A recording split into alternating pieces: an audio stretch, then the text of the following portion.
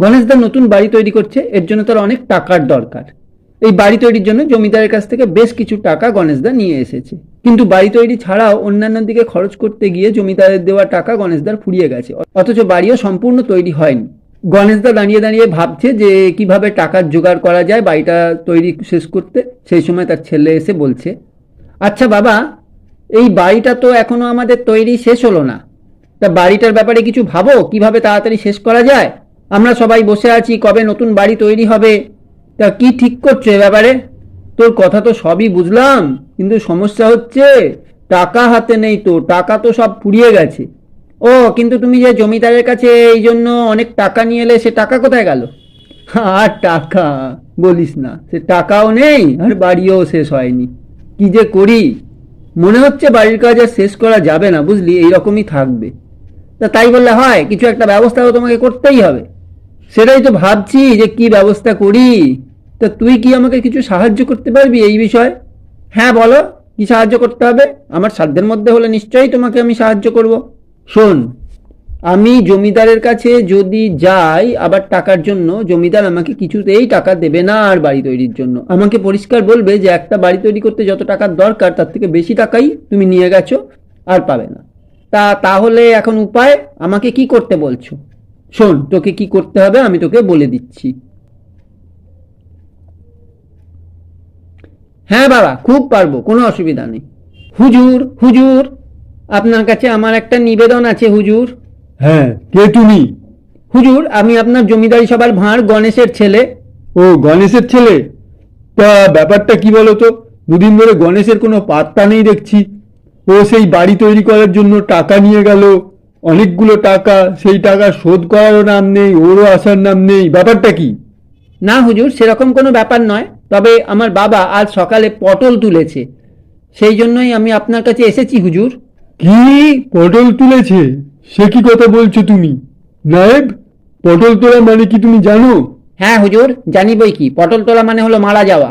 হ্যাঁ হুজুর, পটল তোলা মানে মারা যাওয়া। এ মা, আমাদের গণেশ দা মারা গেছে বুঝি? কবে, কখন হলো? এই তো আজ সকালে।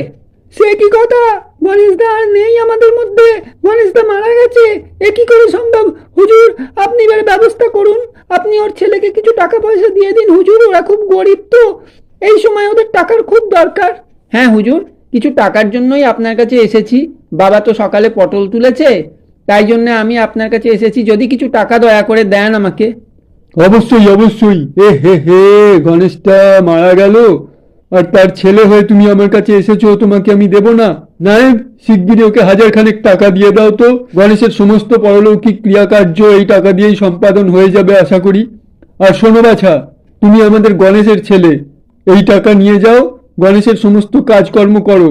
আর যদি কিছু আরো টাকার দরকার হয় তাহলে অবশ্যই আমার কাছে এসে বলবে, কোনো রকম লজ্জা করবে না। যাও যাও। আহারে, গণেশটা মারা গেল, আমার একটা ভালো লোক আমাকে ছেড়ে চলে গেল, এটাও আমাকে দেখতে হলো। হায় রে, হায় রে। হুজুর, হুজুর। কি হলো? কি হয়েছে কি? দেখছো মন মেজাজ ভালো নেই, এর মধ্যে তুমি কি বলতে এসছো? হুজুর, আমি আপনাকে বলতে এসেছি যে গণেশ তার ছেলে আপনাকে ঠকিয়ে টাকা নিয়ে গেছে। মানে? এর মানেটা কি? মানে আর কিছুই নয় হুজুর, গণেশ দা দিব্যি বেঁচে আছে, গণেশ দা পটল তোলেনি, আপনাকে মিথ্যা কথা বলে ওর ছেলে টাকা নিয়ে গেছে হুজুর। কি বলছো তুমি? তুমি কি জানো তোমার কথা যদি মিথ্যা হয় তাহলে আমি তোমাকে শুলে চড়াবো?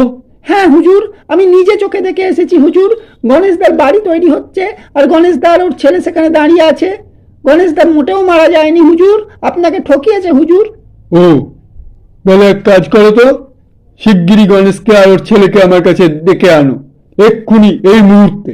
যদি দেখি গণেশ ওর ছেলেকে দিয়ে আমার কাছ থেকে ঠকিয়ে টাকা নিয়ে গেছে, তাহলে ওদের বাপ বেটা দুজনকেই আজ আমি শুলে চড়াবো এই মুহূর্তে। প্রহরী, গণেশকে আর ওর ছেলেকে যদি পাও, বন্দি করে সোজা বদ্ধভূমিতে নিয়ে যাও, আমরাও ওখানে যাচ্ছি। আমরা ওদের কোনো কথাই শুনবো না, শুলে চড়াবো আজকে। এই যে গণেশ, এই যে গণেশের ছেলে, কি ব্যাপার? আমাকে ঠকিয়ে টাকা নিয়ে যাওয়া? হ্যাঁ, গণেশ নাকি পটল তুলেছে, তাই জন্য তুমি এসে বললে তোমার বাবা সেদিন সকালেই পটল তুলেছে, এই তার নমুনা? দিব্যি বেঁচে পড়তে আছে আর আমার টাকা নিয়ে ছিনিমিনি খেলছো? সোজা পথে চাইলে হয়তো আমি তোমাদের দিতাম, কিন্তু আমাকে ঠকানোর শাস্তি তোমাদের পেতেই হবে। তোমাদের দুজনকেই আজকে আমি এইখানে শুলে চড়াবো, আর সমস্ত শহরবাসী আজকে দেখবে যে আমাকে ঠকানোর পরিণাম কি হয়। এই, কারা আছিস? ওদের দুই বাপ বেটাকে শুলে চড়ানোর ব্যবস্থা কর, এটা আমার হুকুম। হুজুর, আমি কি মিথ্যে কথা বলেছি? শুলে চড়ানোর আগে একটু ভাবনা চিন্তা তো করুন। আমার ছেলে আপনাকে কি বলেছে? বলেছে বাবা সকালে পটল তুলেছে। তো কোনো মিথ্যে কথা বলেনি। ও যদি মিথ্যে কথা বলে থাকে অবশ্যই আমাদের দুজনকেই শুলে চড়াবেন। আর যদি মিথ্যে কথা না হয় তাহলে তাহলে মানে পটল তোলা মানে তো মারা যাওয়া। আমি তো নিজের চোখে জলে জ্যান্ত তোমাকে এখানে দেখছি যে তুমি বেঁচে আছো। তাহলে কিসের সত্যি কথা তুমি বলছো? জলজ্যান্ত বেঁচে আছো, আবার বলছে কিনা পটল তুলেছে। না হুজুর, ঠিকই বলেছে আমার ছেলে, আমি সত্যিই পটল তুলেছি।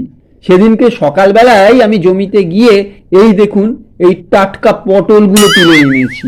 সেই কথাই আমার ছেলে আপনাকে বলেছে। তা আপনি তো তাকে ভালো করে জিজ্ঞেস করবেন। আপনি কোনো কিছুই না বুঝে না চিন্তা করে নিজের মনে মনে যেটা ভাবলেন সেটাকেই আপনি প্রতিষ্ঠা করলেন যে আমি মারা গেছি, দিয়ে আপনি আমাদের শুলে চড়াতে চাইছেন। এটা কি কখনো হয় হুজুর?